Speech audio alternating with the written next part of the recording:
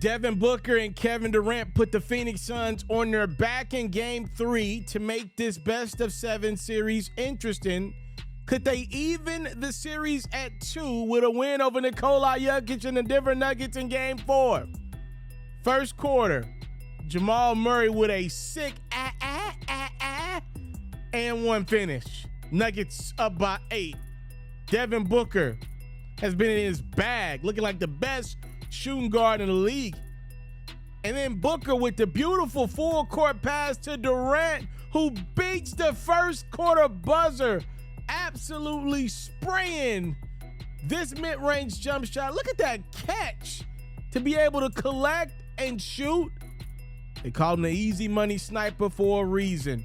Second quarter, campaign looking and finding Durant, who pulls up and knocks down another mid-range jump shot. This one counts plus the foul.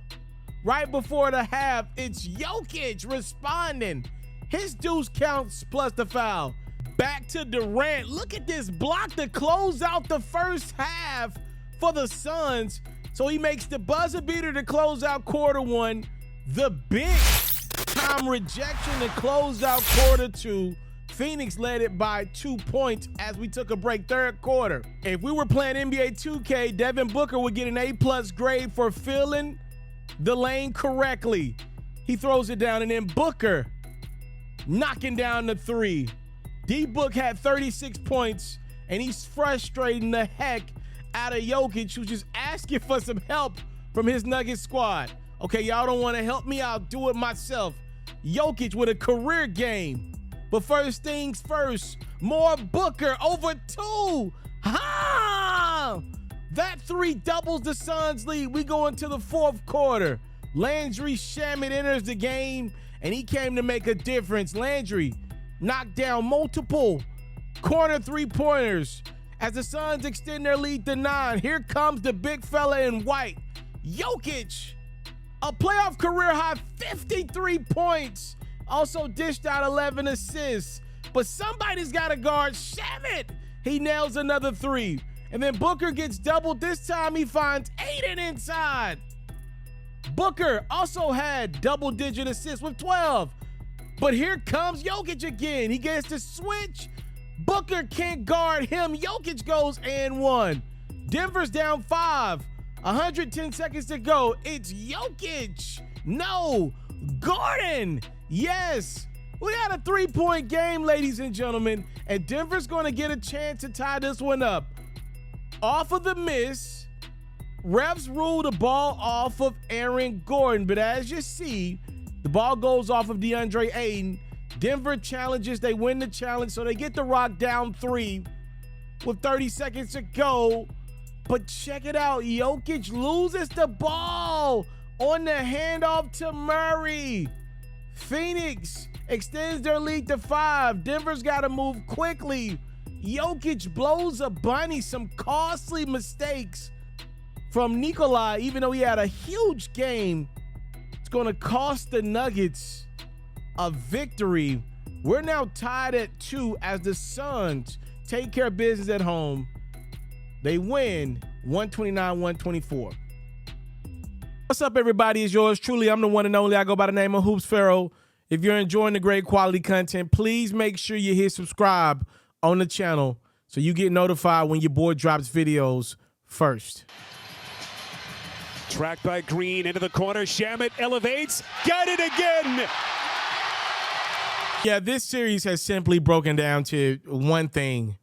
The Denver Nuggets have Nikola Jokic. You might argue he's the best player in this series.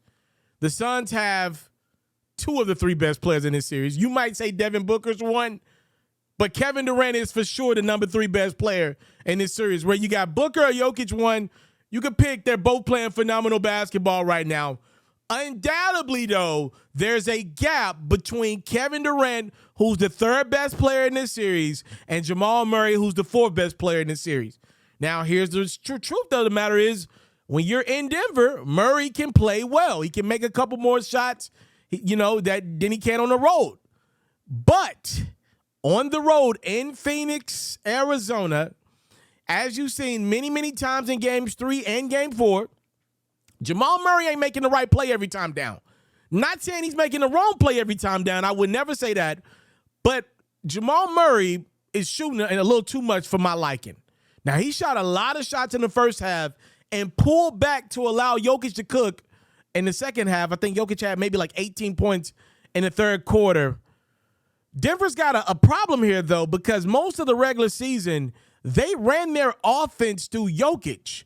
In the playoffs, they're running their offense through Murray. That's kind of difficult to kind of switch right now at this point in the year. They're pretty much changing up who they're running their offense to. From what I see from Denver, I'll tell you what Mike Malone's crew needs right now. They had a guy over the last couple years that they let go after last year named Facundo Campazzo. And was he a guy that could go get you 20 points a night? No.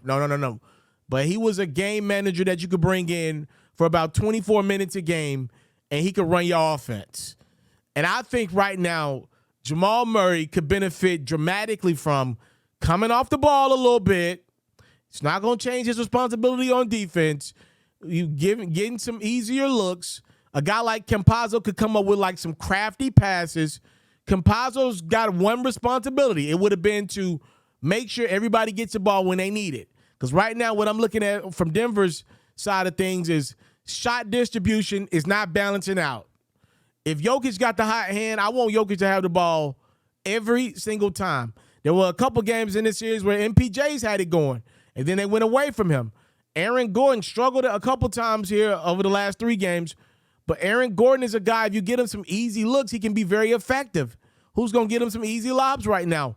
Jokic is in a different bag. He's got a different responsibility right now. When he gets the ball for right now, he's thinking score first. He's got to be thinking score first right now. I think part of the reason is because if he doesn't go score first when he gets the ball, if it gets back in the hands of Murray, I don't think Jokic is confident that he's going to get the ball back. That's what I'm seeing from Denver. Swing over to Phoenix. They just got 2 guys that are playing at an incredible clip. We're talking about all-time level offensive stuff we're seeing from Devin Booker and Kevin Durant. Just incredible all-time level shot making from 2 of the game's best. Everybody that's been following this platform for a significant amount of time, y'all know that I've been a guy that's been kind of patient with Devin Booker.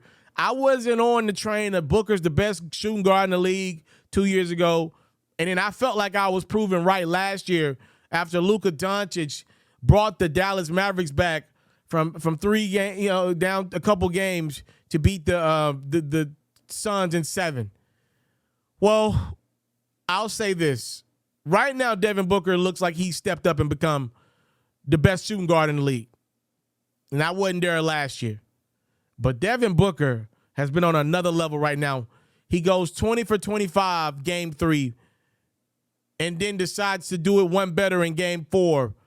14 of 18 from the field, 36 points. This man is shooting the living lights out of the basketball right now. He's shooting the peel off the basketball. He's shooting the basketball like he's playing a scrimmage against some high schoolers in the summer.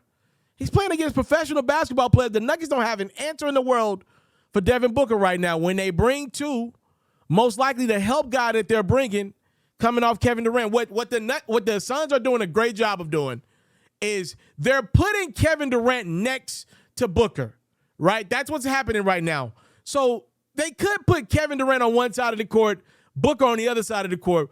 But then what will happen is the Nuggets will be able to double off a lesser player, and then by the time the ball gets its way to Kevin Durant, if the Nuggets are rotating correctly, they can find a way to get a nice contest on Kevin Durant's shot, which Kevin Durant's playing some unbelievable ball, but he ain't nowhere near where Booker's at right now. Booker's the guy that ain't missing. So I understand Denver bringing a double, but you got to give Phoenix a lot of credit. They're putting Durant next to Booker. That way, as soon as the double comes to Booker, which is happening a lot in this series because he's unreal right now, as soon as that double comes, Kevin Durant ain't thinking about it. He's making a move or shooting a shot quickly. He's got one of the quickest, best releases in the game in the history we've ever seen. He's not waiting. He's not going to swing it around.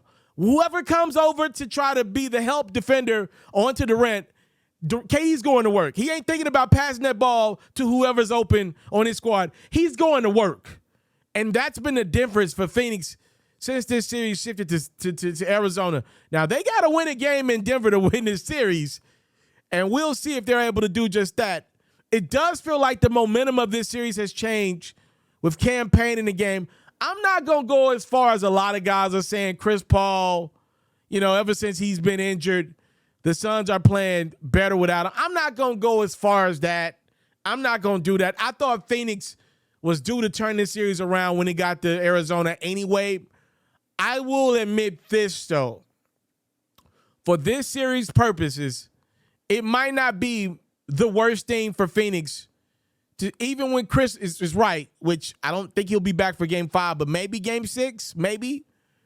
I think maybe starting campaign, putting Chris in with that second unit, and allowing Chris maybe to close the game out. He's a super smart player, one of the highest IQs we've ever seen. I don't think that's the worst thing in the world, because with campaign in the game, he'll come off the ball.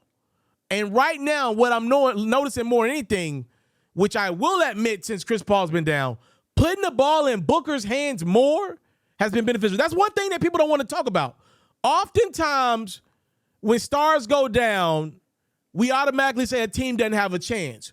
But when you got one of them, which I believe right now Devin Booker has become one of them, the first time you hear me say this, when you got one of them, Devin Booker having the ball more, even though he's down a star, is not necessarily a bad thing. I mean, that was a hell of a performance from Jokic, a playoff career high, 53 of them things. If Landry Shamet doesn't make some corner threes in the fourth quarter of that game, Jokic probably defeats Durant and Booker by himself to help the Nuggets take a 3-1 lead. It took some incredible passing and shot making from Phoenix to come away with a victory. And just like I said to you guys, I never bought into the Suns not having a bench. I never bought into that. I said that the Suns weren't getting an opportunity to allow their bench guys to get some points. And how about that? You get Landry Shamet with some big-time threes. Landale's been playing more minutes down the stretch than Ayton. I thought he played and contributed well. You got a couple points there from T.J. Warren, and Terrence Ross even contributed in Game 4. Phoenix now ties this up at 2 with Denver as this series shifts back to Denver, a place that the Nuggets have controlled the second half of these games at. I am super excited for Game 5. We got ourselves a series. And just to kind of clear this up, the owner of the Suns, Matt Ishbia, he ended up grabbing the ball, and Jokic went into the stands trying to get the ball from the Suns' new owner. I do not think Jokic should be suspended for Game 5 for that. I thought Matt was in the wrong. I did. I definitely thought he was in the wrong, and then Jokic elbowed him a little bit, but it came after Matt put his hands on Jokic first. I thought if anything, I think Matt should be suspended, not Jokic. Y'all let me know what y'all think of this series. We got a best 2 out of 3 here for a trip to the Western Conference Finals on the line. Who you think's got the edge as this series shoots back to Colorado? I'm out.